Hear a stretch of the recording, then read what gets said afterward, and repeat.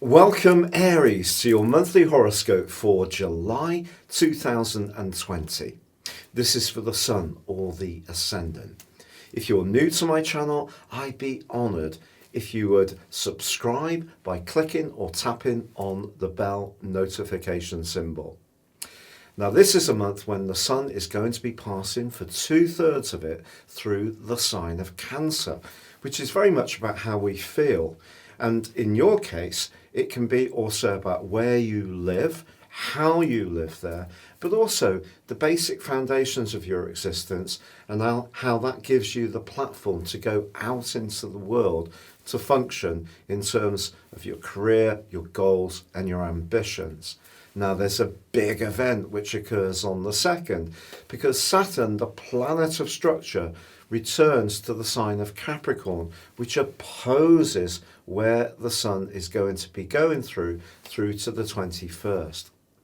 Now, Saturn, of course, had been in that area for 2¼ years through to the 21st of March. It's going to be in retrograde still, moving backwards through to the 28th of September, when it will start to go forwards before re-emerging back into Aquarius on the 17th of December. But for you, Saturn in the sign of Capricorn is very much about the more practical elements of your worldly interactions. And Saturn is going to go face to face with the Sun from the 17th to the 21st of the month. We've also got a new moon in the sign of Cancer, which occurs on the 20th, which is going to be directly opposed by Saturn. So manifesting feelings of security has not been easy for all of us this year because of COVID. And I feel if your more worldly interactions have been inhibited, Saturn moving back into the sign of Capricorn can be an opportunity to grapple with the things that are really important at that level again. In fact, on the 5th of this month, we also have an annular lunar eclipse in the sign of Capricorn, so again facing the Sun.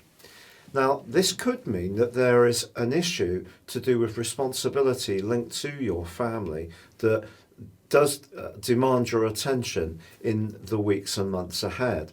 But because this particular eclipse is linking with Uranus, the planet of surprises, don't be surprised if you're being a bit more flexible or changing your approach in order to adapt to this new COVID situation, the new norm as they're calling it.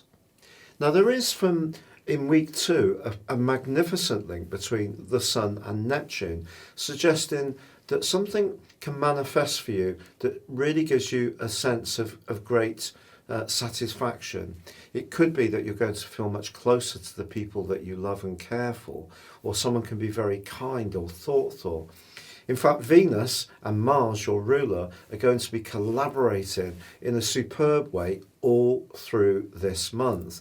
And the great news is that Mars in your sign gives you a furnace of energy. It's in its dignity. This is giving you a lot of push to keep going. Now, of course, Venus has been tracking backwards, but the collaboration between them is going to give you an immense amount of charm. So whether you're working on those more foundational issues to do with your home, to do with your family or emotions, or trying to push out in the wider world, your desire to make your impact together with using that charm can be very much to your advantage. Now, on the 12th, Mercury does end a retrograde. So if there has been cross wires since the 16th of June, it wouldn't entirely be a surprise. In fact, you may have felt a bit sluggish around your thinking since the 2nd of June. It's going to be on the 26th of this month when Mercury emerges from the shadow that began then on the 2nd of June. So the shadow period is this period either side of the actual retrograde. But it may be that you could think about actually moving or changing where you physically live, or starting a home-based work or business option. And sometimes Mercury retrograde gets such a bad press in terms of the mixed messages, the cross wires, the lost parcels. Anything to do with technology can turn out to be rather unpredictable, as you know. But I think it is a chance to rethink things. Is there somebody that you can communicate more successfully with? It has to be said that Mercury retrograde in your fourth house can see the more subconscious side of your emotions be manifested in the way that you communicate. And it is there going to be important to try to step back and be as logical as possible. And Mars in your sign can definitely make you more impulsive. But I think what's going to happen is that when the Sun moves on the 22nd into your sister fire sign of Leo, this is when you're really going to start edging forwards in a much more dynamic way. But the last couple of days of this month do see the Sun in a square with Uranus. And this could see you rather impulsive about spending money or spoiling someone you really care, or perhaps just being a bit more daring with your resources if you're someone who does love to speculate, to accumulate, as they say. But also at the heart of this month, from the 11th through to the 18th, the Sun is going to be going into opposition with both Jupiter and Pluto.